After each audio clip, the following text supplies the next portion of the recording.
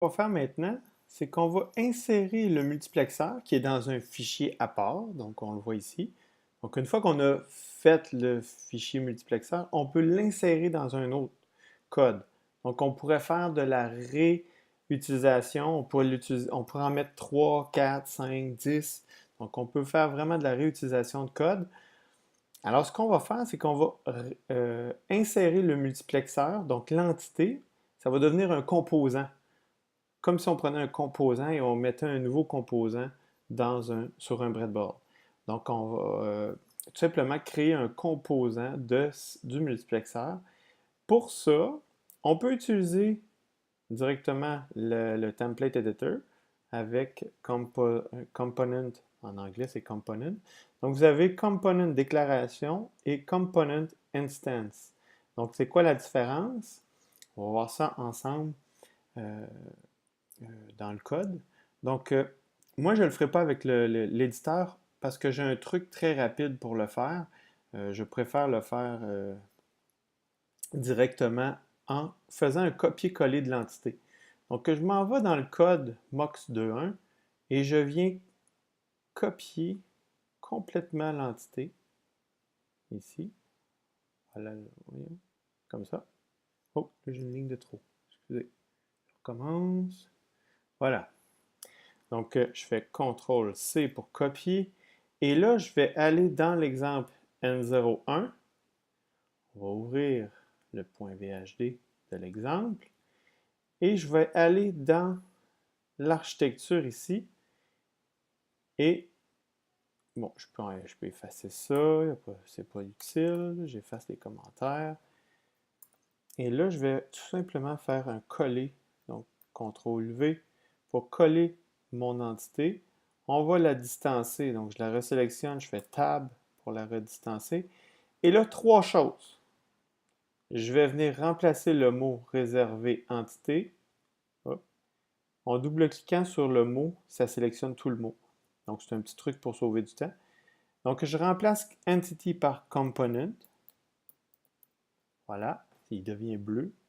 J'enlève le mot réservé is et je remplace le nmux par nComponent.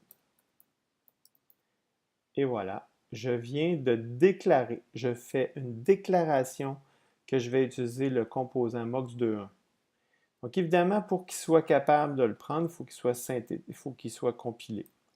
Donc s'il est dans le système ici, ben, il va le reconnaître. Donc je sauvegarde ça. Voilà. Donc, je fais une déclaration. Maintenant, il n'est pas encore entièrement inséré dans mon code. J'ai juste dit au synthétiseur, je vais utiliser un composant, mais il ne sait pas encore comment il va être branché, ce composant-là. Donc, pour le brancher, il faut que j'aie les mêmes fils dans le composant final, donc dans l'entité finale. Donc, je vais tout simplement rajouter des broches euh, à tout ça. Donc, pour être capable de brancher les broches du multiplexeur sur l'entité finale de sortie. Donc, le sélecteur CI, je peux le mettre directement sur mon bouton. Donc, ce qu'on va faire, c'est qu'on va venir insérer l'instanciation du composant. Donc, je vais créer la pièce pour vrai. Donc, ce que je fais dans ce temps-là, on peut aller voir l'éditeur, le template editor. Vous avez le component instance. Donc, voilà. Je fais un copier. CTRL-A si vous préférez. Copier.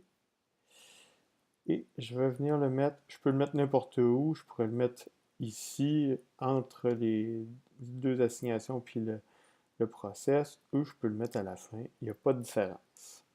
Tout est exécuté en même temps. Donc, CTRL-V.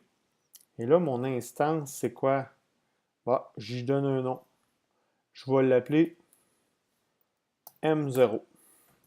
Comme un transistor sur un breadboard, je l'appelle U0, U1, U2, U3. Moi, je l'appelle M0. C'est mon choix à moi.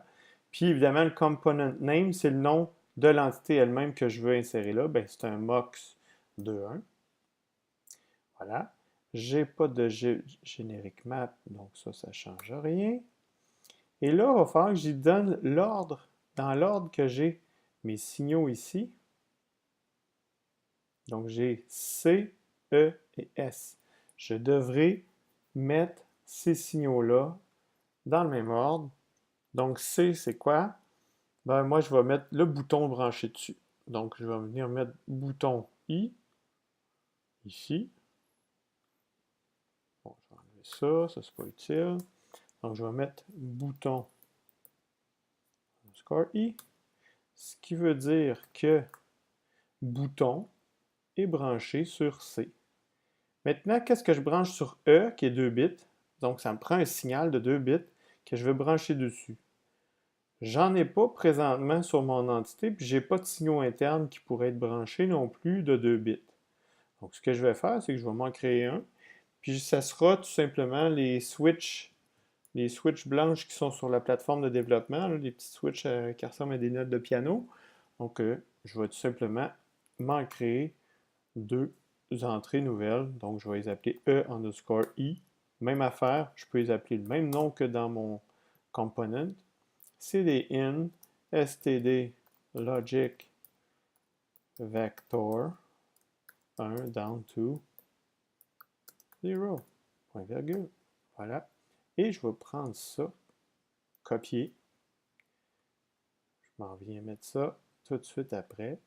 CTRL V, virgule, Enter. Je peux sauvegarder. J'aime bien sauvegarder régulièrement. Bon, il y a encore des erreurs, mais je n'ai pas terminé encore. Il me reste ma sortie. Fait que moi, je vais tout simplement... Il faut que je sorte ça pour le voir, je vais le mettre sur une DEL. Fait que là, ben, j'ai déjà DEL out, DEL 2. Ben, il me reste 6 DEL accessibles. Ce que je vais faire, vous avez sûrement remarqué qu'il y avait des DEL qui restaient comme allumées, qui étaient à moitié allumées, qui n'étaient pas complètement brillantes. Donc, ce qu'on va faire, c'est qu'on va tout simplement toutes les brancher, puis on va en utiliser une pour le multiplexeur, puis les autres, on va les forcer une valeur pour qu'ils s'éteignent. Fait qu'on va faire ça. Fait qu'on va venir ici, on va l'appeler S underscore O pour sortie out, std logic vector, et là, il me reste 6 bits. Donc 5 down to 0, point virgule. Voilà. Et ça, je vais venir brancher un seul bit de ça. Donc, je ne peux pas utiliser les 6 parce que si vous regardez le composant, ici, un petit peu plus haut, le composant qui est ici, c'est un seul bit. Donc, je ne peux pas y brancher 6 bits, c'est 1 bit. Donc, il faut que j'y en branche juste un. Fait que je vais venir mettre S underscore O 0. Voilà. Les autres, qu'est-ce que je fais avec? Ben, je vais venir les brancher ici. S underscore O 1. Je vais venir les foutre à 1. Pourquoi 1? Parce que les DEL sont activés en inverse. Je vais vous montrer ça un petit peu plus tard. Et voilà. Je copie. Je vais en coller 5. Et je vais venir changer le chiffre qui est là. 2, 3, 4, 4, 5. Donc, le bit 0 est branché sur le multiplexeur, ici. Puis les bits 1, 2, 3, 4 et 5 sont branchés tout à 1 tout le temps. Fait que là, j'aurai plus de DEL qui vont être allumés à moitié. Si je sauvegarde ça, voilà, et maintenant mon exemple N01 est l'exemple principal. Puis je viens d'insérer un multiplexeur à l'intérieur. C'est bon? Si vous voulez savoir si le fichier a été bien inséré, donc le composant est bien inséré dans le fichier principal, on s'en vient dans hiérarchie ici, et on voit bien qu'on a MOX21 dans exemple N01. Donc, ça veut dire que, puis c'est bien le composant nommé M0 qui est inséré dans exemple 01. Donc, on voit bien qu'il a été bien inséré.